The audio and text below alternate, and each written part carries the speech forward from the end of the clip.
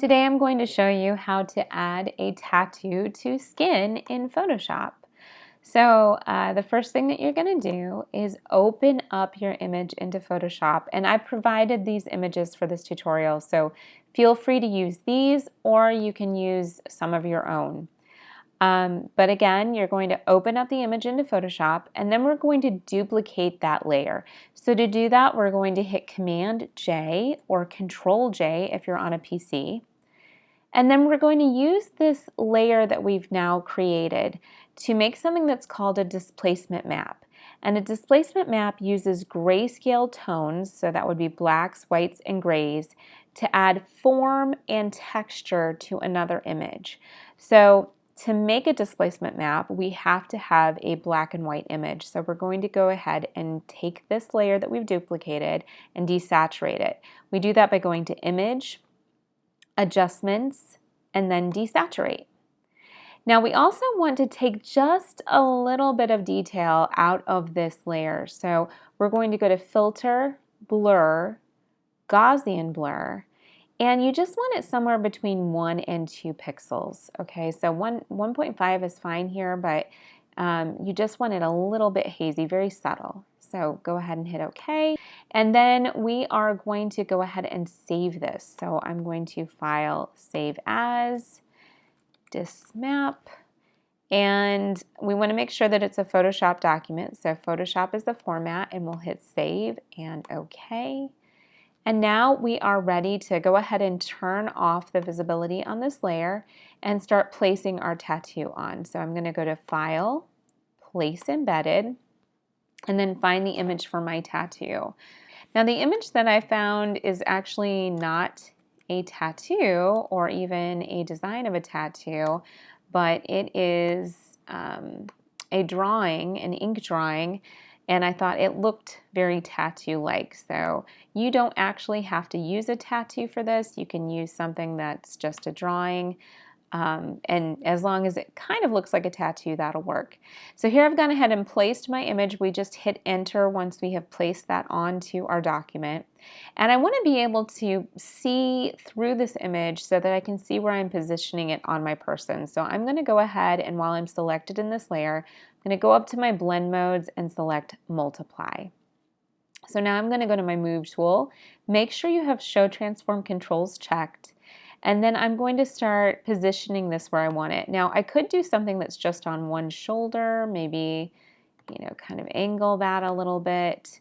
But I really think that this tattoo works well when you just, actually turned it the wrong way. There we go.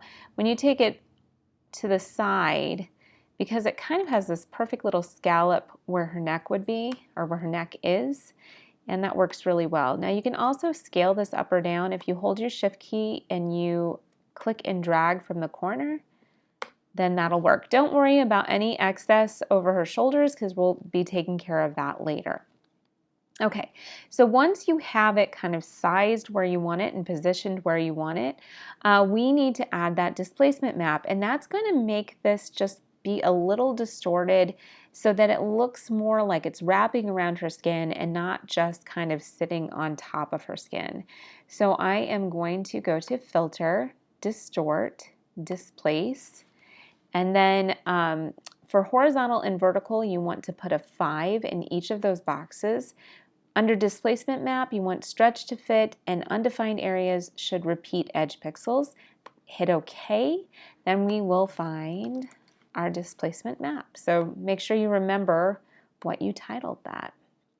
So you might have missed that, but as I placed, or as I selected that displacement map that I had saved before, it actually added that displacement onto this layer. So you can see it right here. If I take the visibility off of that, you can see how that goes back to the original, and then when I turn it on, it kind of distorts it around that form. So that's really cool. Now, obviously, I do not want all of this extra stuff here. So I need to add a mask to this layer so that I can take all of the extra away. Now, I could go in and select my figure with the quick selection tool just by clicking on this background layer and clicking through here to select. I'm going to deselect here because I think it's a much easier thing, since I have a nice solid background here, to use the magic wand tool, and the magic wand tool will select similar types of colors. So if I am in this background layer, I have this nice kind of buttercream color in the background. I can click that. If I have a little bit that I wasn't able to get selected in that first click, I can hold the shift key down and then click there. And that looks really good. Now, if you had a different image, you might not be able to do this method. But since I have a nice solid background, I can do this. Then I'm going to right click or control click and select inverse, because of course what I actually want to have selected is her, not the background. So now that I have her selected, I can click back up on that tattoo flower layer and add a layer mask. So that's this little icon down here that looks like a Japanese flag. And I still have some of this image kind of over her face. So if you zoom in here, you can see there's the edge of that image. So now if I click into this mask, go to my brush, use a nice soft round brush in black, I can paint this out. So let me zoom back out here and just paint out any excess that you see. All right, so we're looking pretty good, but if I zoom in and really look at that tattoo, it's still a little crisp and hard. It doesn't quite look like it's a tattoo. It just kind of looks like it's laid over her skin. But we need to soften the tattoo so that it looks more like a tattoo, because tattoos have a little bit of a blur to the edge of them. So that's exactly what we're going to do with this image. We're going to make sure that we're selected on our tattoo layer, go up to Filter, Blur, choose Gaussian blur, and we really want it to be subtle, but somewhere between 0 and 1 usually works. You might need to do more if you have a very, very sharp design. Make sure that you have preview checked though, so that you can kind of see what works best for you. I'm just going to do a 0.5, hit OK.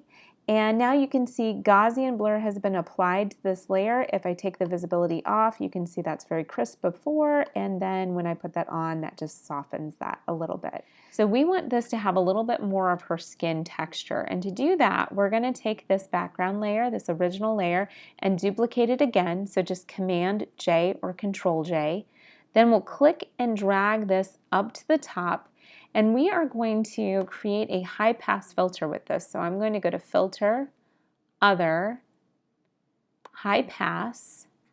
And with a high pass filter, it kind of looks like you're looking at somebody with heat vision. And you can see a lot of texture, and it has almost like a glowing kind of effect. And really, you want to just kind of alter this scale. Make sure your preview's on so that you can see this. But you just want to alter the scale until you can kind of see the details of the texture of the skin. And then when you see that, you can go ahead and hit OK. And then we're going to use a blend mode to kind of apply this texture to the top of our tattoo here. So the blend modes that you use usually with high pass are soft light through linear light. And each one of these is a little bit more extreme. So I'll go ahead and do linear light first, which is the most extreme. And you can see it almost looks like she's got some skin damage from being in the sun. She's got like kind of wrinkles now on her neck that are really visible. And you can see a very like detailed amount of skin texture on her chest. And it's almost, that's a little bit too much. So I would kind of stick with maybe hard light. Hard light's not too bad. And even soft light. Soft light's extremely subtle. And actually then if you just take the visibility off and on, you can kind of see the difference between the texture of soft light and not having that displacement map there. So there's a little bit more of an example with the hard light. Now, one other thing that you can do, notice, you know, as I turn this on and off, it also increases the kind of detailed sharpness of her face too. So we start to see a little bit more wrinkles through her face, a little bit more detail. It may not be as flattering as the original image where it's a little softer, a little bit more airbrush.